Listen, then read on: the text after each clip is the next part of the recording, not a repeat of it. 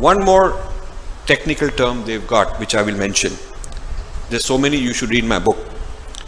There's a term called the aestheticization of power. The aestheticization of power. It was started by Benjamin, one of the leaders in the Frankfurt School of Marxism, to explain why Russia had a revolution, communist revolution, when they were in economic difficulty.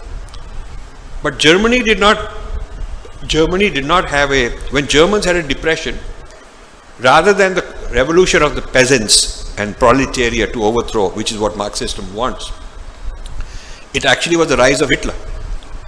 So one elitism was not replaced and toppled by the public, by the masses, but another elitism take over.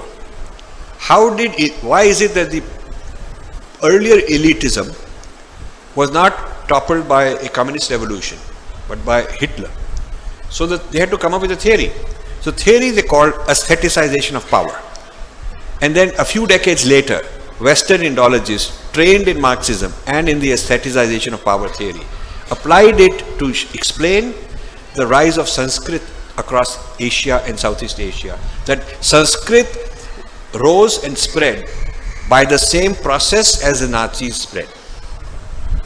So what is this process? The process called aestheticization of power means that aesthetics, poetics, saundarya, beauty, through dance, art, in the case of Nazis, lot of cinema, lot of marches, symbols showing we are great, we are all happy, we are doing well, we're winning, blaming others, some Jews or somebody.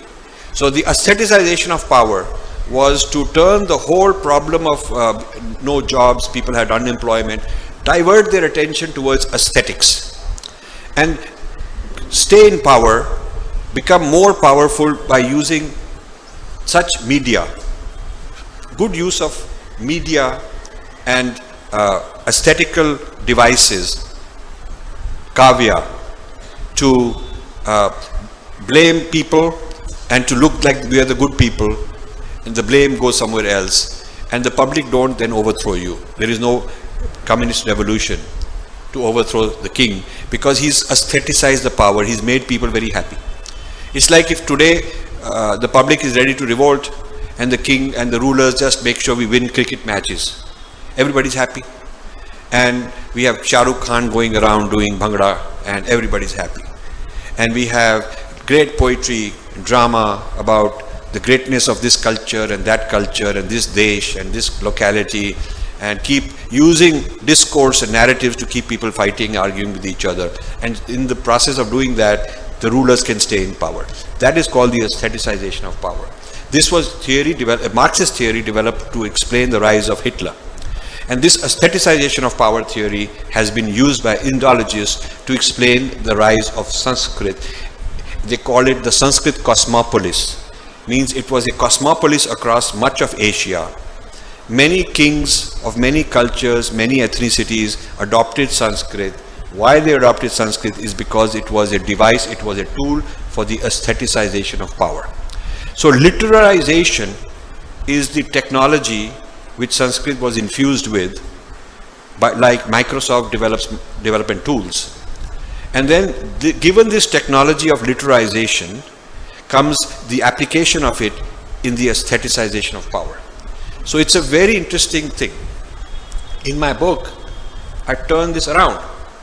I say that these Western scholars are aestheticizing their power. They are getting from our rulers the Padam Shri. From Narayan Murthy, they're getting millions of dollars funding. And like the Brahmins are accused of writing prashastis for the king, these people are writing prashastis for the Murthy family. A lot of prashastis I've quoted. That this is the great family, they're doing these. I'm saying, in their book, they're saying, here is a prashasti to the king. And this is why they were sponsored. And on the next, I'm saying here is a prashasti now by the new current anglicized Brahmins, prashasti, their sponsors.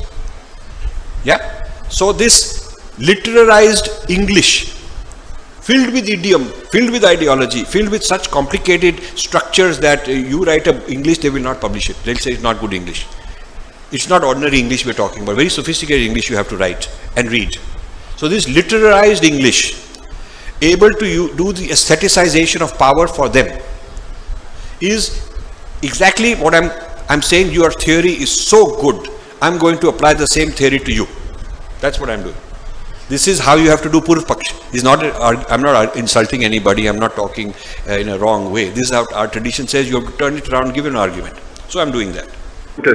If it is proven that Newton was a badmash, he was a scoundrel, then aeroplane will not start falling down because gravitation is gone. The nature of reality is independent of how somebody is understanding it.